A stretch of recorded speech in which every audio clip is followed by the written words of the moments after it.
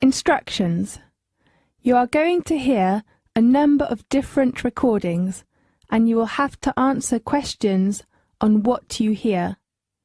There will be time for you to read the instructions and questions, and you will have a chance to check your work. All the recordings will be played once only. The test is in 4 sections. At the end of the real test, you will be given 10 minutes to transfer your answers to the answer sheet. Now turn to Section 1. Section 1. You will hear a conversation about a New Year's party. First, you have some time to look at your questions 1 to 4.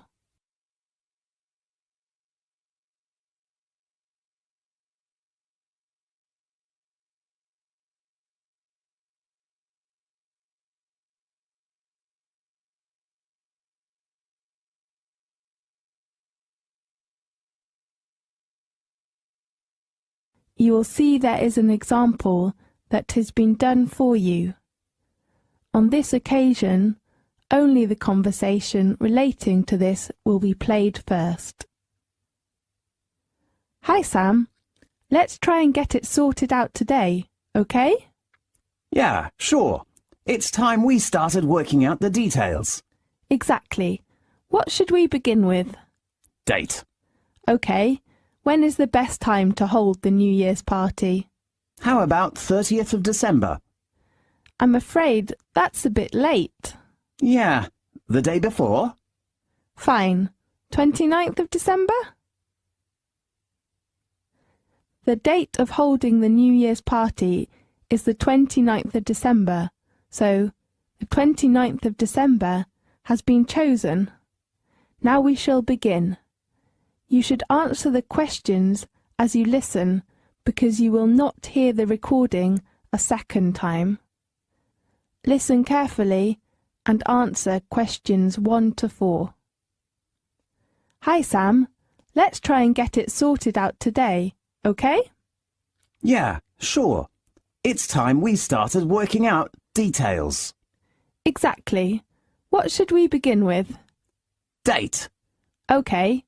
When is the best time to hold the New Year's party? How about the 30th of December? I'm afraid that's a bit late. Yeah, the day before? Fine, 29th of December. And what about a venue? In a restaurant?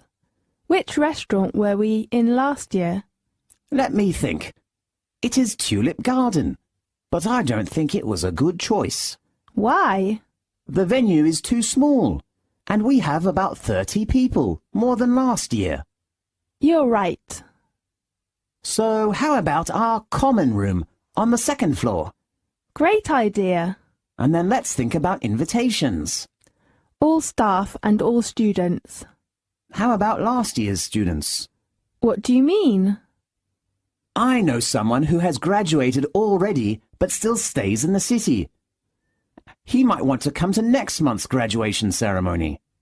Fine, I will confirm the person later. Right. How about the cost? £15? Is that okay? What? 50? No, 15. Right. The next one is the food and drink. In my mind, it's better for us to book them from a restaurant. Definitely. Which one do you prefer? How about Tulip Garden? Okay, and we should choose the menu and pay in advance by deposit. How many days in advance? A week? A week is not enough. I think at least 7 working days. Okay. How much is the deposit? I'm not sure. Maybe £80? I think it's a little too much. £70? Right.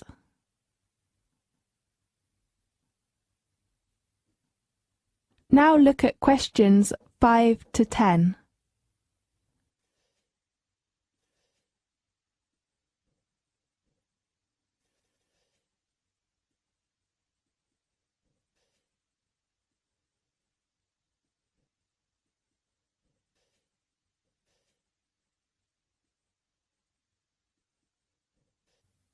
Now listen to the tape and answer the questions 5 to 10. Well, let's talk about the menu. Yes. Appetizer first. What was it last year? I remember there was fruit juice and onion soup. Do you want to change? Yes, I didn't like that soup.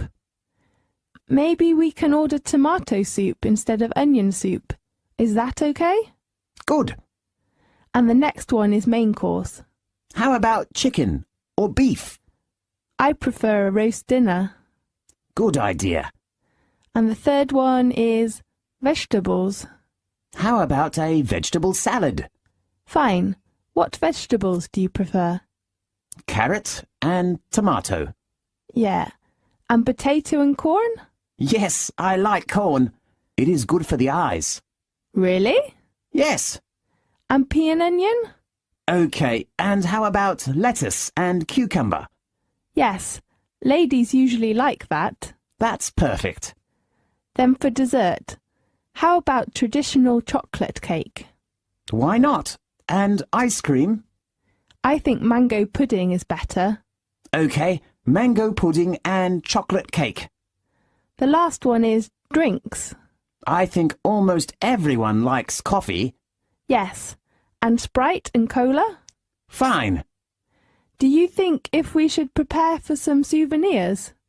We can take some photos, print them, and give them to all the people at the end of the party as a memory. Good idea. This is the end of section 1. You now have half a minute to check your answers.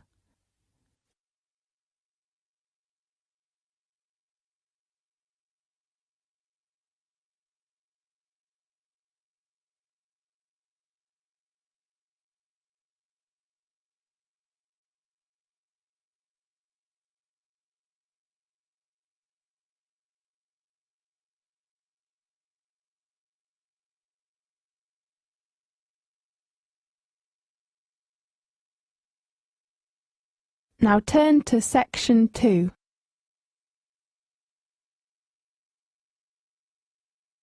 Section 2. You will hear a conversation about a computer centre in campus. First, you have some time to look at questions 11 to 17.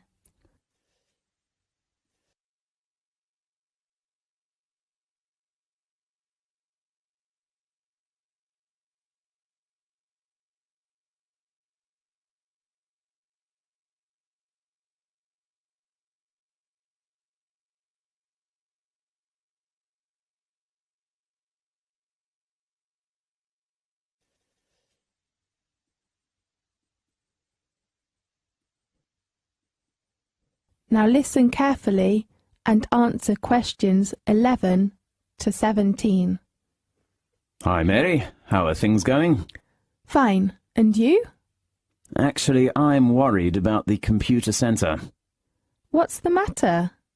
Because I didn't attend the computer centre meeting yesterday. I can tell you the information about it. Really? You're so nice. Well, what do you want to know? When is the registration time of the computer centre? It is at 9 a.m. to 4 p.m. from Monday to Friday this week. Today is Friday, right? Yes. Oh, no. Don't worry. You can register tomorrow morning. But tomorrow is Saturday. Yes, on Saturday. The registration time is 9 a.m. to 12 a.m. That's so great. Yes. Do you know where the registration office is? Yes, room 214 on the second floor of the main building. 240 or 214? 14. And you should take some documents when you go there. What kind of documents? A fee? No, we are registered students, so we needn't pay any fee. Great. You need to take your student card and one passport photo. Okay. And on the meeting, the lecturer told us some rules of the computer centre we have to know. What kind of rules? Is that very important? Yes, the first one is the opening hours. I hope it closes late. Right, it opens at 9 o'clock as usual and closes at 11 in the evening. Perfect. There is no smoking and noise in the computer centre. Fine. Can I take some snacks? You can only eat something in the lounge. Then can I take my bag into the computer centre? There is a student locker in the lounge. You may put your bag in the locker, so do remember to take a lock. Fine. And do not occupy the locker for more than 3 days. Yes. May I reserve a computer? Yes, there is a reservation system in the computer centre. You can reserve it 3 days in advance. Fine.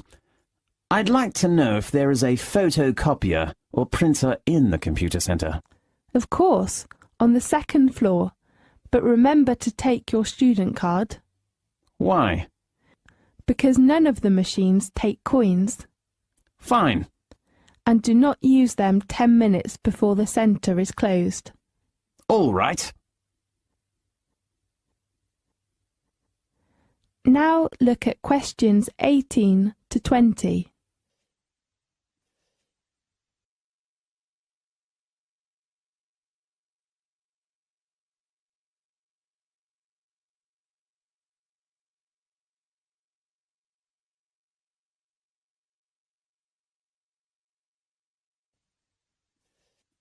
Now listen to the tape and answer the questions 18 to 20.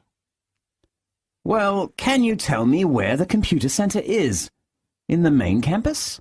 Do you have a campus map? No. Well, I'll draw a map for you. Do you have a pen? Yes. Well, this is the entrance, and the first building you can see is the teaching building. Yes. On your left is a small bookstore of our university. Great. I just want to buy some books and CDs. Then go east and you can see a small gym opposite to the bookstore. A gym? Does it have a tennis court? Sorry, I don't know. Fine. On the other side is the student union, and there is a lab on the east side of it. If I want to join some societies, I can go to the students' reunion, right? Right. Oh, does the campus have a parking lot? Yes, it is near to the lab and not far from the teaching building. Great. And how about the parking fee? Sorry, I'm not sure. Maybe £5 per hour? Okay. And where is the computer centre? It is opposite the student union, between the library on the left corner and the canteen on your right. Okay. Thank you very much. Good luck. This is the end of section 2. You now have half a minute to check your answers.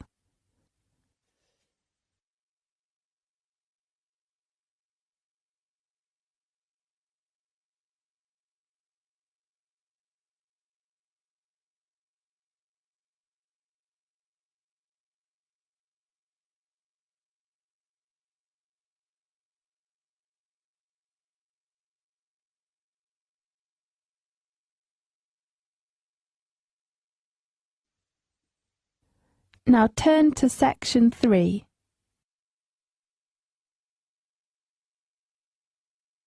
Section 3. You will hear a conversation about a student's dissertation meeting. First, you have some time to look at questions 21 to 26.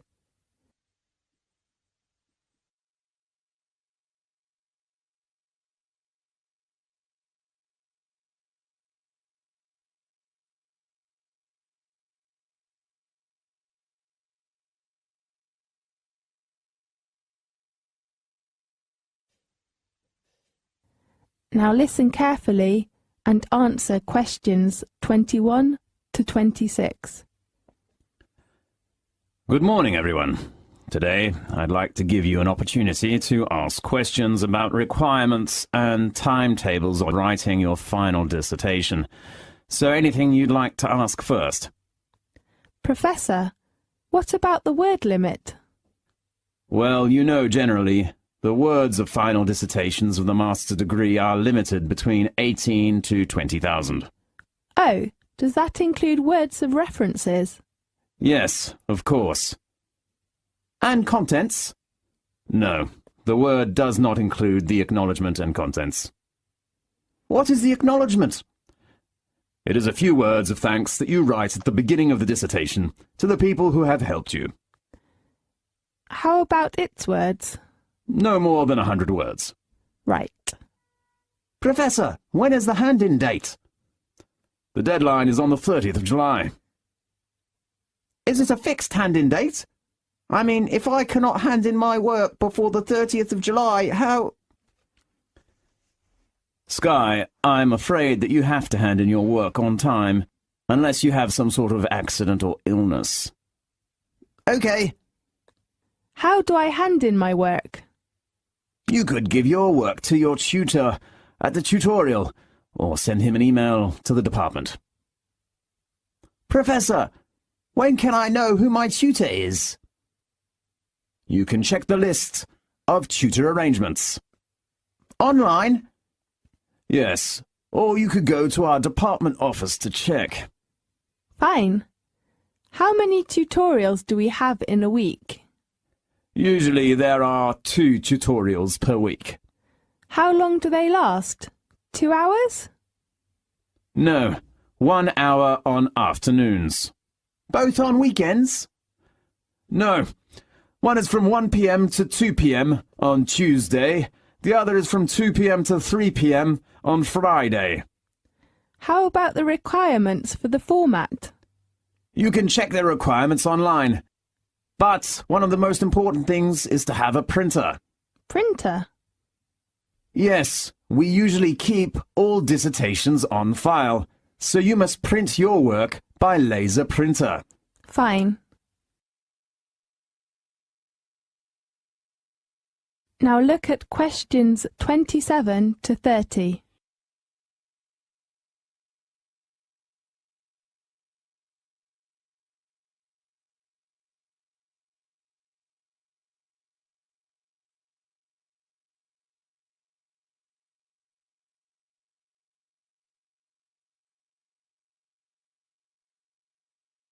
Now listen to the tape and answer the questions 27 to 30.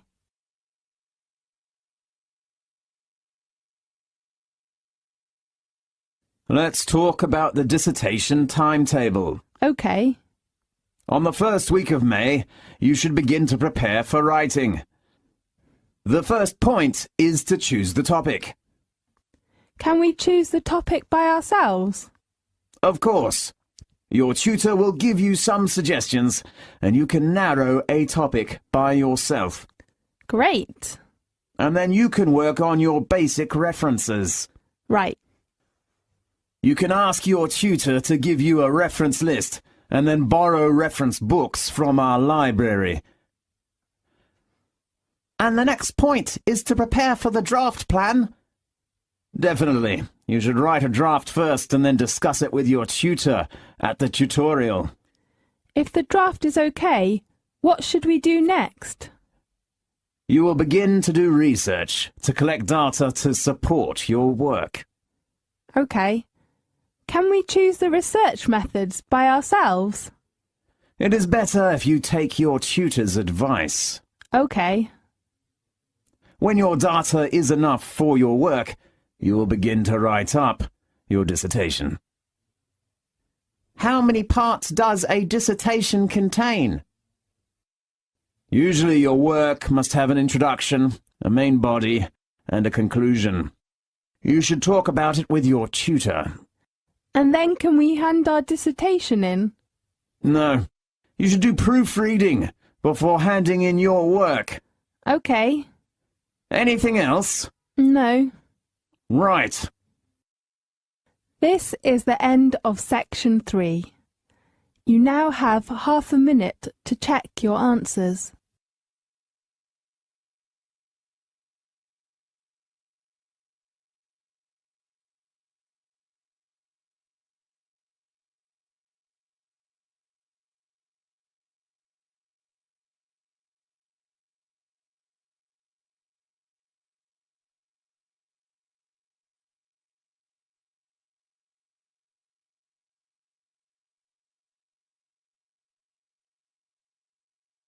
Now turn to Section 4.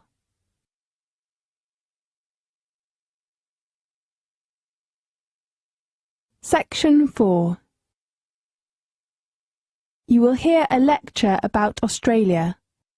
First, you have some time to look at questions 31 to 40.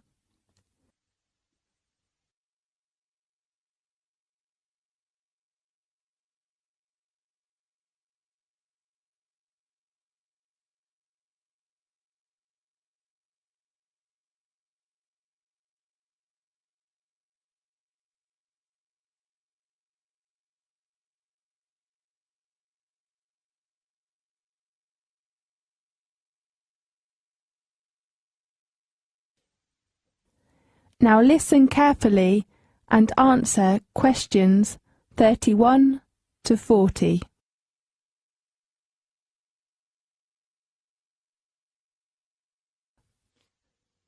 Australia is the world's smallest continent and largest island.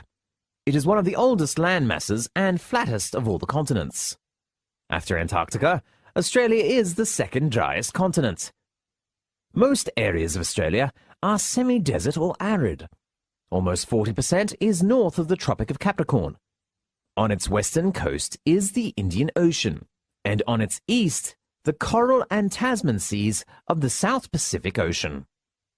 Australia is the only nation which occupies an entire continent. It is about 25 times larger than Britain and almost double the combined areas of Pakistan and India. There are three main structural characters. The first one is the Great Western Plateau. It covers most of Western Australia, much of the Northern Territory and South Australia, and part of Western Queensland. Its average elevation is about 300 metres. East of the plateau, extending from the Gulf of Carpentaria in the north to eastern South Australia and the western Victorian coast, is the great lowland belt known as the Central Eastern Lowlands. The belt's average elevation is 150 metres. And at Lake Eyre in South Australia, it drops to about 12 metres below sea level. The last one is the Eastern Highlands, better known as the Great Dividing Range, following the eastern coast south from far northern Queensland to southern Tasmania. Nearly over 400 kilometres from the coast and sometimes forming part of it. Their average altitude is less than 910 metres, although peaks exceed 1,800 metres in the rugged southeastern area called the Australian Alps. Nearly a third of Australia is north of the Tropic of Capricorn, and the rest is the temperate zone. Low rainfall and clear sky is a feature of the climate on most of the continent. In Australia, summer is from December to February, autumn, March to May, winter, June to August, and spring, September to November. For most of the country, January usually is the hottest month in summer. The flag of Australia is the only one to fly over the whole continent. The small Union Jack represents the historical link with Britain. The large star has 6 points for each of the states and 1 star for the territories, and the small stars form the Southern Cross, a prominent feature of the Southern Hemisphere night sky. Australia has no official or traditional national costume. Green and gold have been used traditionally by Australian Olympic and other sporting teams for most of the 20th century, and have become the national colours formally in 1984.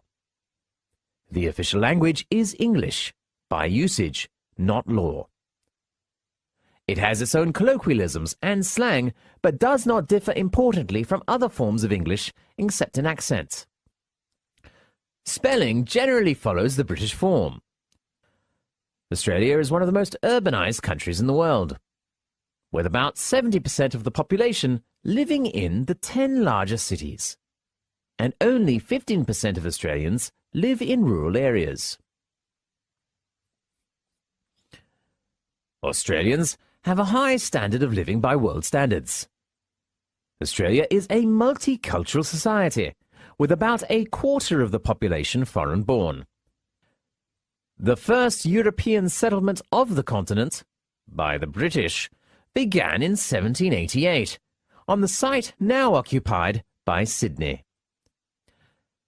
Settlement schemes during the next 150 years helped increase Australia's population to about 7.4 million by the end of World War II. Over 5 million migrants have settled in Australia since, helping to more than double its post-war population.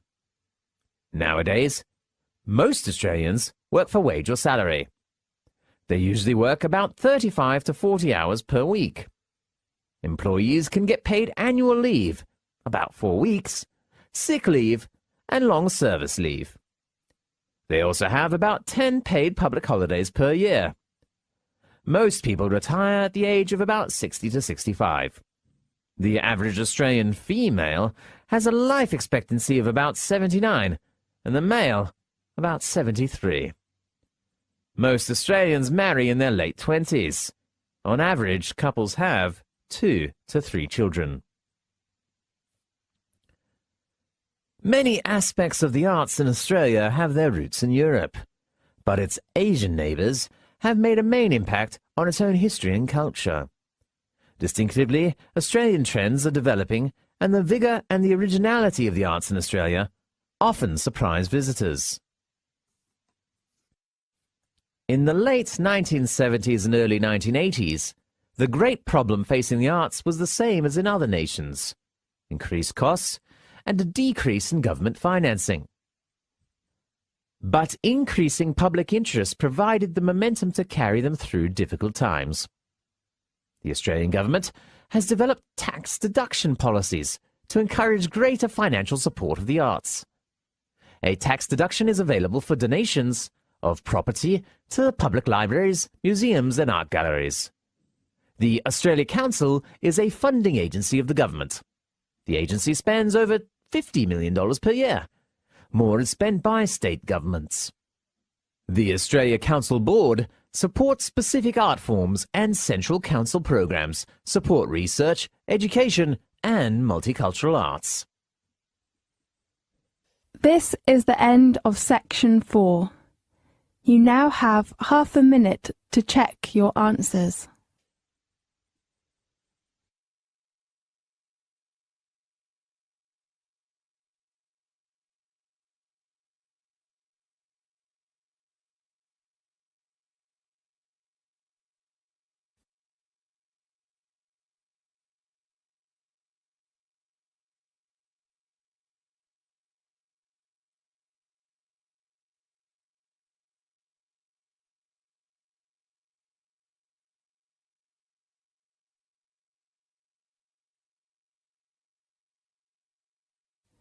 This is the end of the listening test. You now have 10 minutes to transfer your answers to the listening answer sheet.